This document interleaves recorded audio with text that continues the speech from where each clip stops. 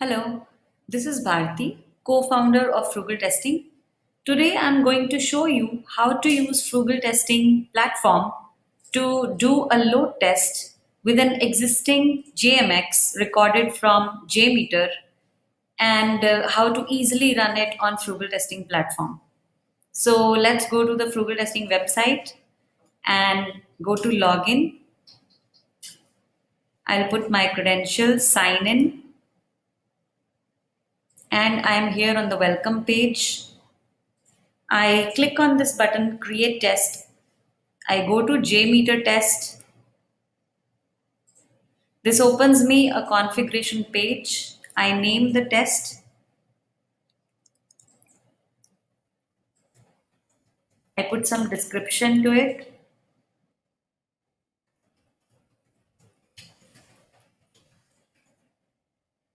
I upload a file, JMX file.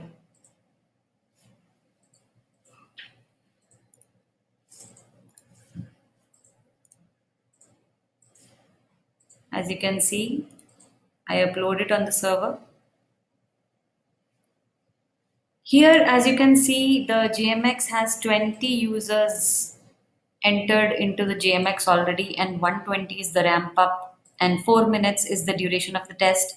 All this data is inside the JMX. We can always overwrite it using these settings. So I make it 1000. I make this say 3600. I'll be running it for an hour.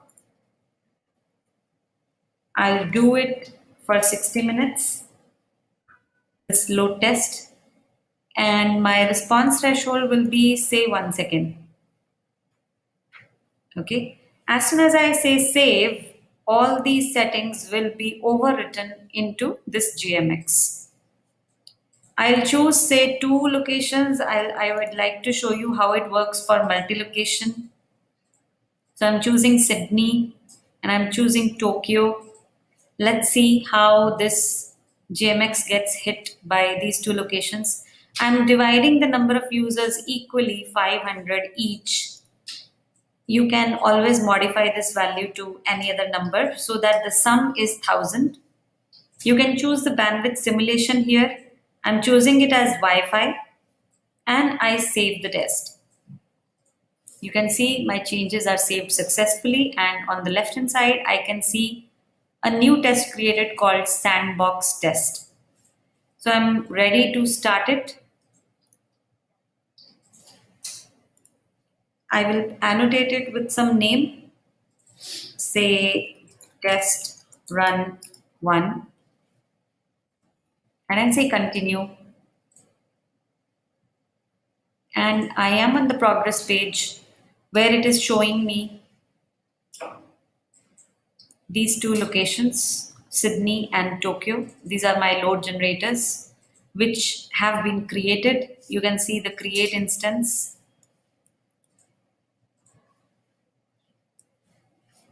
And it is on the second stage now. It is setting up these 2 instances. It takes 2 to 3 minutes to complete this process before the test actually starts. So you can see many other information here, like number of users you have triggered, what is the duration of the test, what bandwidth you chose, what were the load generators. And so the instances have been set up on cloud on these 2 locations. And now the test is going to start anytime. So as you can see, the test has started and we are waiting to fetch the first results. As soon as it does, we'll be moved to the dashboard. You can always see this on clicking on this button. You can view the log of how the load engine is behaving internally. And so now we are moved to the dashboard screen. It's going to be loaded. So the dashboard is a tiled screen where you can see separate tiles for each performance metric. Each tile is clickable. The tile itself shows you a summary of that performance metric, and on clicking the tile, you see a detailed view of that metric. So, as you can see here, there are around 15 URLs which are being hit with 1,000 users, and the ramp up is 3,600. And you can see most of them are showing red colors because it's going above the average response time of 1 second. So it's alerting you wherever the things are going bad. Even at one place, you can see the error is 100%. That means there is some kind of 500 or 400, some error occurring for this URL. And this is real time analytics data. The test is running, it's a reverse counter. You can see 3 minutes have passed, but still 57 minutes are still there. So you can well see that how it is giving you all kinds of data related to number of hits occurred for each URL, average response time, median, 90 percentile, min response time, max response time, error percentage, hits per second, and kilobytes per second.